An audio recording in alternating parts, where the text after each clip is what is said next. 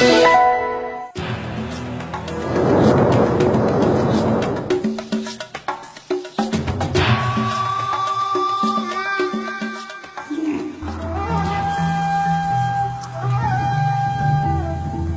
Botswana, petit pays paisible d'Afrique australe de moins de 2 millions d'habitants. Terre d'élevage et de faune sauvage, mais dont le sous-sol aride regorge d'une richesse convoitée, le diamant. Ailleurs sur le continent, on a mutilé et tué pour ce qu'on a appelé les diamants de sang. En Sierra Leone, au Libéria, au Congo, les pierres précieuses n'ont apporté que corruption et conflit. Mais au Botswana, les bruits d'explosion n'évoquent que la prospérité.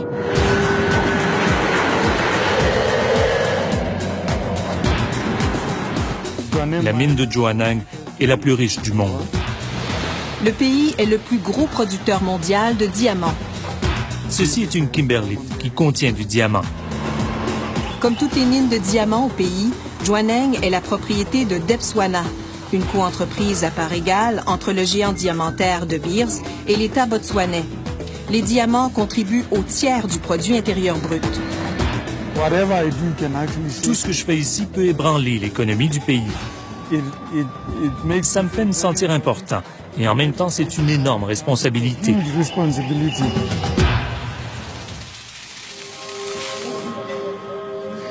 Les diamants, pour moi, c'est la vie. Grâce aux diamants, on construit des écoles, des routes, plein de projets de développement. Ils m'ont même donné un emploi.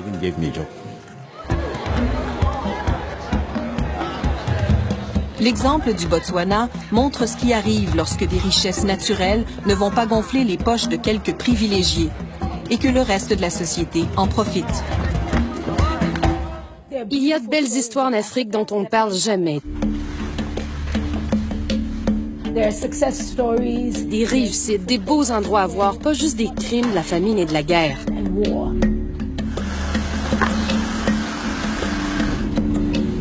Shombi Ellis, une animatrice de radio, fait partie de la classe moyenne grandissante du Botswana. À plus de 7 000 $ canadiens annuellement, le revenu par habitant ici est parmi les plus élevés en Afrique, et pas loin de celui de pays comme la Malaisie ou l'Argentine. Le Botswana est stable depuis 40 ans, ce qui en fait un endroit formidable où vivre.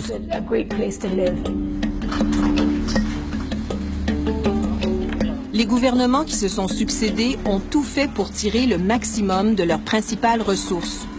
Plutôt que d'être exportés bruts vers l'Europe, les diamants sont maintenant triés, vendus et même taillés sur place. L'an dernier, on a inauguré dans la capitale ce tout nouveau centre de commercialisation du diamant, l'un des plus sophistiqués au monde. Une autre coentreprise du gouvernement botswanais et de la multinationale De Beers. Ce pays a eu la chance d'avoir de très bons dirigeants qui se souciaient de la population. Toute cette richesse créée par les diamants, elle rejoint jusqu'au dernier Botswanais. C'est une ressource naturelle dont tout le monde profite. Le Botswana est parti de loin. Lorsque le pays est devenu indépendant en 1966, c'était l'un des plus pauvres de la planète. Mais un an après la fin du protectorat britannique, on découvrait les premiers diamants. Le premier président de la Nouvelle République, Seretse Khama, a donné le ton. Gestion prudente de l'État, négociations serrées avec De Beers, première mesure sévère contre la corruption. Un modèle pour ses successeurs. Ça veut dire qu'il n'y a aucune corruption au Botswana? Non, vous ne pouvez pas dire ça. Dans aucun pays, vous ne pouvez dire qu'il n'y a pas de corruption.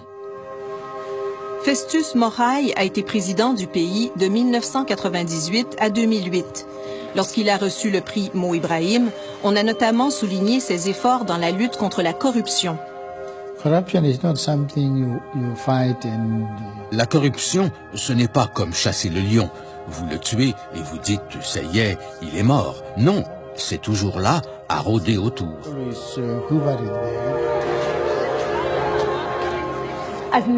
Je n'ai jamais vraiment été témoin de corruption. Je ne dis pas que ça n'existe pas, mais le gouvernement a mis en place des structures pour qu'elles soient minimales. Dès leur plus jeune âge, les jeunes Botswanais apprennent que la corruption est un frein au développement. Ils forment même des clubs dans les écoles. Depuis 1994, il existe aussi une agence gouvernementale de lutte contre la corruption et le crime économique. Campagne de prévention, ligne téléphonique pour dénoncer les irrégularités, l'agence mène environ 600 enquêtes par année. Surtout des cas de petits fonctionnaires, comme des agents de l'immigration ou de la faune, qui tentent de monnayer leurs services. Ça peut être quelqu'un qui vous demande 20 poulas pour entrer dans une réserve ou obtenir un permis. C'est surtout de la petite corruption. Mais récemment, nous avons eu des cas impliquant des gens très en vue. Une affaire a particulièrement fait grand bruit. Elle implique d'ailleurs un ancien directeur de Debswana, la Compagnie nationale de diamants. Louis Chindo fait face à 32 chefs d'accusation criminels, tous liés à de la corruption. Nous ne couvrons personne, quel que soit son statut. Personne n'est au-dessus de la loi. C'est dans ce climat relativement sain que le Botswana a pu éviter le gaspillage de ses ressources et investir les profits du diamant dans le développement du pays. Si un jour les revenus du diamant venaient à se tarir et que les gens nous demandaient « Qu'avez-vous fait avec les diamants ?» On pourrait leur dire « Nous les avons dépensés pour former les Botswanais. Maintenant, ils sont plus éduqués et mieux en mesure de prendre soin d'eux-mêmes. »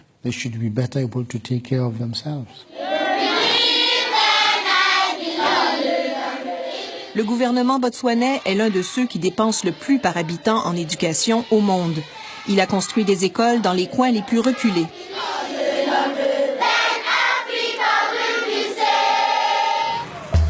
La plupart des cours à l'université sont subventionnés.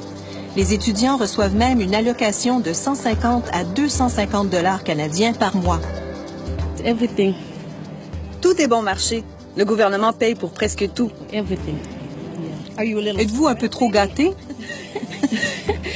Non, je dirais pas qu'on est gâté. Peut-être qu'on mérite d'être traité comme ça. Et ce n'est pas tout. Si vous avez de bonnes notes et que le programme universitaire de votre choix n'existe pas au pays, on vous enverra le suivre n'importe où dans le monde. Tout frais payé. C'est le gouvernement qui a payé pour mes études à Boston, au Collège Emerson. J'ai fait un baccalauréat de 4 ans en communication et en arts visuels. Sans cette aide, jamais je n'aurais pu étudier à l'étranger. L'autre secteur ciblé par le gouvernement, la santé. Des cliniques, des hôpitaux. Le Botswana est le 2e pays du monde pour le taux d'infection au VIH-Sida. 1 adulte sur 4 est atteint. Un fléau qui menace d'annuler les progrès accomplis.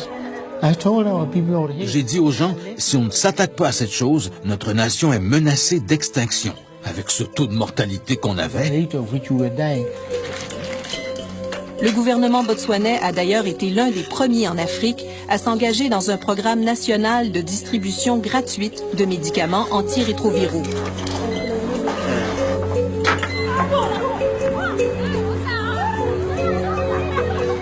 Malgré les avancées, tout n'est pas parfait. Il y a des disparités, des bidonvilles. Alice Mogwe, une militante des droits de la personne, déplore une vision trop étroite du développement. Nos gouvernements ont eu tendance à voir le développement surtout comme une question d'infrastructure. Des écoles, des cliniques, des routes. Je ne dis pas que ce n'est pas important, loin de là. Mais maintenant, on devrait évoluer vers une autre sorte de développement, basé davantage sur les droits de la personne.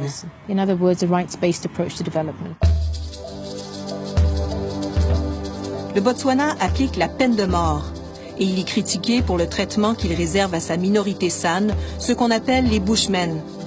Malgré une victoire récente des San devant les tribunaux, le gouvernement veut toujours les évincer de leurs terres ancestrales pour faciliter l'extraction des diamants, selon les critiques. Mais pour Chombi Ellis, le bilan reste positif. Comme plusieurs Botswanais que nous avons rencontrés, elle sent qu'elle a une dette envers son pays. Plusieurs d'entre nous qui sommes allés aux États-Unis avons pensé à rester là-bas. Mais vous réalisez qu'il y a quelque chose qui vous ramène au Botswana. Vous avez l'impression qu'il faut contribuer, faire votre part, parce que ce pays a tant fait pour vous.